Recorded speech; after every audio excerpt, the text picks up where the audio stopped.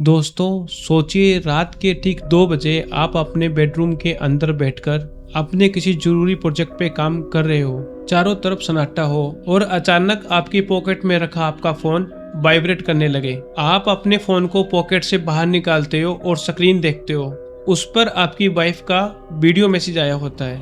आप उसे प्ले करते हो तो वो रेलवे स्टेशन पर खड़ी होकर बोल रही होती है, जी मेरी ट्रेन कैंसिल हो गई है, मैं अब कल सुबह ही आऊंगी, मेरा वेट मत करना, आप सो जाना। ये सुनते ही वहीं पे आपका शरीर बर्फ जैसा ठंडा हो जाता है।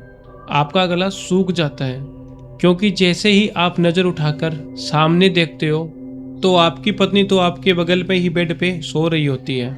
तो फिर वो स्टेशन पे खड़ी थी वो कौन थी, या फिर आपके जो बराबर में आपके बेड पे सो रही है वो कौन है? आज की ये ट्रू मेट की स्टोरी आपको अंदर से हिला देगी और शायद आप कुछ दिनों तक इस कहानी को भुला ना पाओ। ध्यान से सुनिए, कहानी है समीर की। समीर एक सॉफ्टवेयर इंजीनियर था जो शहर की भीड़ भाड़ से दूर शांति से अपना एक बहुत बड़ा प्रोजेक्ट करना चाहता था। इसलिए वो अपने एक दोस्त के पुराने आइसोलेटेड फार्म हाउस पे जाता है, जो एक बहुत ही घने जंगल के पास बना हुआ था। फार्म हाउस बहुत ही आलीशान था, पर उसके आसपास और दूर दूर तक दूसरा मकान नहीं था। समीर की वाइफ रिया वो 2 दिन बाद यहाँ पे आने वाली थी। समीर पहले दिन वहाँ पहुँचता है, अपना लैपटॉप सेटअप करता है और अपने काम में बिजी हो जाता है। दिन का वक्त बड़े ही सुकून से गुजरता है, पर जैसे ही शाम ढलती है जंगल का सन्नाटा उस बड़े घर को घेर लेता है। रात के करीब 1:30 बज रहे थे और पूरा फार्म हाउस एकदम शांत था। समीर लिविंग रूम में बैठकर अपना काम कर रहा था। सन्नाटे को चीरते हुए मेन डोर पर दस्तक होती है। समीर हैरान हो जाता है कि इतनी रात को इस सुनसान जंगल के बीच कौन आएगा। वो दरवाजे को खोलने के लिए बेड से खड़ा होता है। तभी दरवाजे के दूसरी तरफ से रिया की आवाज आती है, समीर दरवाजा खोलो ना, मैं आ गई, बाहर बहुत ठंडा है। समीर मुस्कुराकर कहता है, तू तो 2 दिन बाद आने वाली थी ना।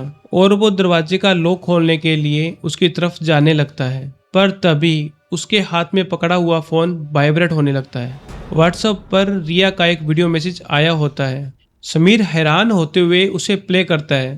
वीडियो में रिया अपने शहर वाले घर के बेडरूम पे खड़ी थी, नाइट सूट पहने हुई थी। वो बोल रही थी, समीर मैं निकलने ही वाली थी पर मेरी ट्रेन कैंसिल हो गई, अब मैं कल सुबह दूसरी ट्रेन से निकलूंगी, मेरा वेट मत करना, तुम सो जाना।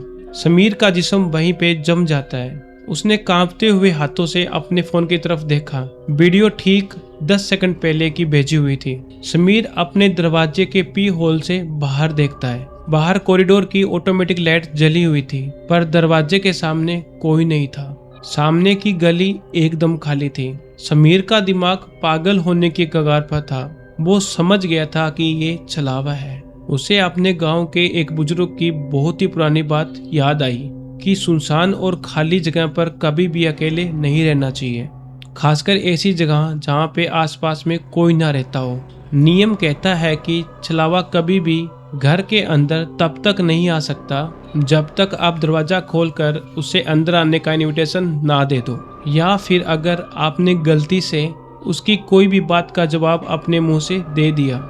समीर डर के मारे अपना आपा खो बैठता है। उसने बिना सोचे समझे दरवाजे की तरफ चिल्लाकर कहा, चले जाओ यहाँ से, मैं दरवाजा नहीं खोलूंगा, तुम रिया नहीं हो। जैसे ही समीर के मुंह से यह जवाब निकला, बाहर की सारी आवाजें एक झटके में ही बंद हो गई और एक भयानक सन्नाटा छा गया। समीर को लगा कि वो शैतान चला गया होगा। समीर भागते हुए अपने बेडरूम में घुसा और अंदर से दरवाजे को लॉक करके बेड के ऊपर लेट जाता है और धीरे धीरे सुबह हो जाती है। अगले दिन सुबह 8 बजे खिड़की से धूप अंदर आ रही होती है। समीर खिड़की से बाहर देखता है, फार्म हाउस के बाहर एक कैब आके रुकी है। कैब से सच में रिया उतरती है। उसके हाथ में एक बैग होता है और वो थकी हुई लग रही थी।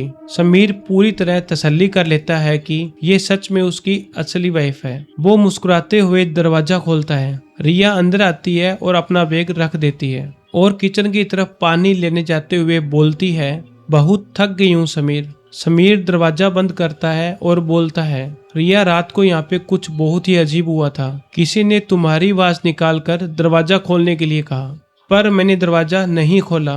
रिया किचन से पानी की बोतल लेके बाहर आती है और एकदम बहुत ही ठंडी आवाज में बोलती है, अच्छा किया जो तुमने रात को दरवाजा नहीं खोला समीर, पर तुमने अंदर से चिल्लाकर चले जाओ ये क्यों बोला था।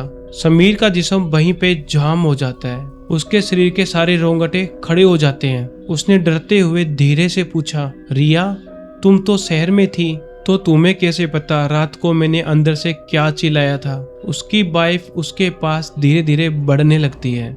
उसके चेहरे पे एक अजीब सी मुस्कान थी। वो बोलती है, क्योंकि छलावा का नियम है समीर, तुमने दरवाजा नहीं खोला तो क्या हुआ। रात को जब तुमने मेरी आवाज का जवाब दिया, तुमने मुझे उसी वक्त अंदर आने का रास्ता दे दिया था। मैं तो रात से ही इस घर के अंदर हूँ और तुम्हारे दिमाग के साथ खेल रही हूँ। तभी समीर के हाथ में पकड़े हुए फोन पर एक और नोटिफिकेशन आता है। उस पे एक वीडियो कॉल आ रही थी। समीर उस कॉल को उठाता है। स्क्रीन पर असली रिया रोते हुए फार्म हाउस के गेट पे खड़ी थी। बाहर घनघोर अंधेरा था और रिया चिल्लाती है, समीर तुम दरवाजा क्यों नहीं खोल रहे हो। मैं अभी अभी यहाँ स्टेशन से पहुंची हूँ, मुझे बाहर बहुत डर लग रहा है। मैंने अभी खिड़की से अंदर देखा, तुम किचन के पास किसी और औरत के साथ खड़े हो। वो कौन है समीर, जल्दी से गेट खोलो। समीर का दिमाग सुन्न हो जाता है। एक तरफ फोन की स्क्रीन पर बाहर खड़ी रिया रो रही है और उसे किचन में देखकर चिल्ला रही है, और दूसरी तरफ वो सामने देखता है। रिया के रूप में छलावा ठीक उसके सामने खड़ा है और उसकी तरफ हाथ बढ़ा रहा है। लिविंग रूम की सारी लाइटें अचानक से एक ही झटके में बंद हो जाती है।